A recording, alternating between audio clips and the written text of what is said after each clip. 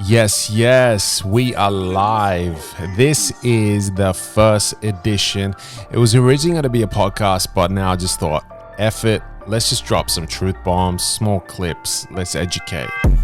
It is me, Al, from EFM, Elite Football Marketing. I'm not an agent, I'm not an intermediary, but I will drop a lot of knowledge on people. I help players get to top leagues, small leagues, somewhere where they're going to benefit from playing football.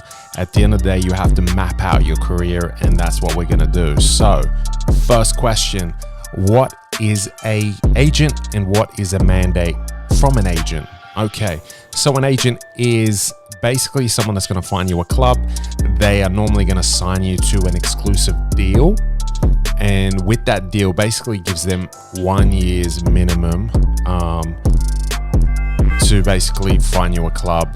They get percentage. It could be from 3% to 10%, depending on how foolish you are, and allowing them that right to do so. So signing an agency agreement will give them exclusivity to your rights for over a year.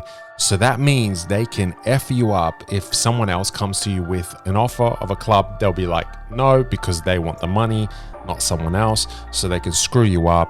And at the end of the day, let's be honest, one agent has only so many contacts, and not every agent can get you a club. And that's a fact from the top down, from your base to your Stella to your ICMs. You know, there's only so much people can actually help you out, because each agent has its own network. Even those large agencies, those agents work individually. They don't work as a company. So normally when an agent goes and works for one of those agencies, they have to bring in their own contacts, their own basically their own network. They don't get company networks and stuff like that. Sure, they can, speak to their other colleagues and that, but generally they're very separated. And that's because, that's just how it is. That's really it. And there's a problem with that, is the fact that if one guy only has 10 contacts, you're only committed to that 10 contacts, and you can't really kind of escape that. And if those 10 contacts aren't looking for a young player, aren't looking for a 6, or aren't looking for a winger, then you're screwed.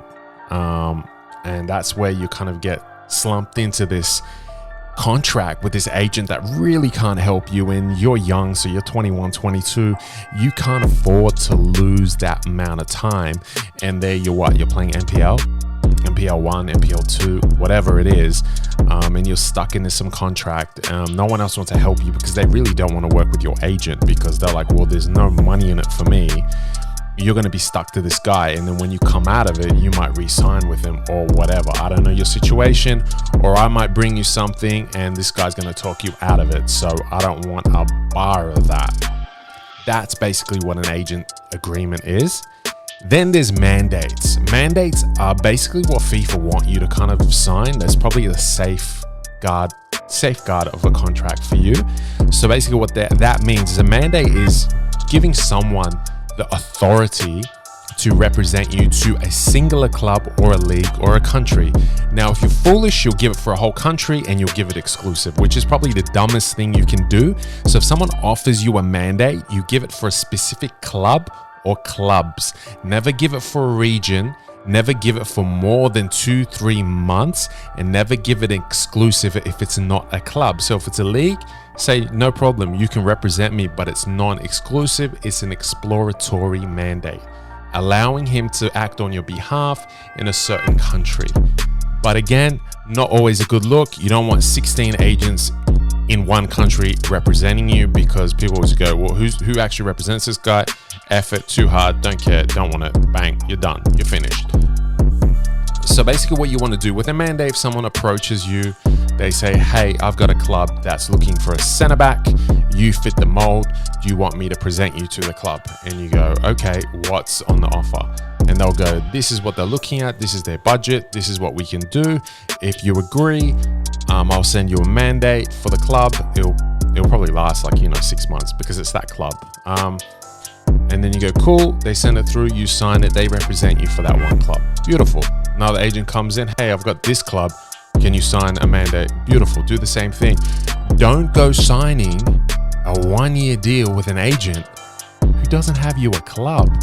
If he has a club for you and offers it to you off the bat, 100% go for it, man. That's beautiful. That's what you want.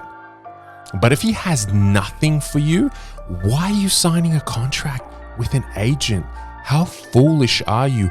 What garbage did he feed you that you believed it? Because at the end of the day, you're locked into this dude who basically has like a 20% chance of landing you a contract. And yes, he might get you one. It might be one of the biggest agencies in Australia, and he's going to get you to the A-League. Then what? Doesn't guarantee you play. Some agents can get you to certain positions, but they can't, enforce anything further. And then there's agents that can get you to clubs, and they can even get you to play. But there's some other shady stuff we'll talk about another time. But the moral of the story is, don't sign contracts with agents, sign mandates for specific clubs. If you want to act like a professional, that's how professionals act. If someone went up to a big player who's without an agent, and a lot of them are actually without agents, to be fair, and that's because, and you'll see them, or they're represented by their parents or something. Their father looks after them, their brother looks after them. And that's because an agent will go up to the player's brother and go, hey, I've got so-and-so club. This is their budget. They really like him. Do you want to go present it? The brother's going to go, yeah, beautiful. Let's sign it for that club. You can represent him for that club. You get the commission for that club. And then they safeguard their player. The player's fine. He's not damaged. He's not going through a bad experience. If that doesn't happen, fine. It's great. It's all right. We're not locked in. It didn't happen. The deal won't come through, which is normal. And that's it. So, moral of the story, don't sign a contract to an agent for a year. Don't sign exclusive contracts for all clubs, all countries, all leagues. It is purely stupid.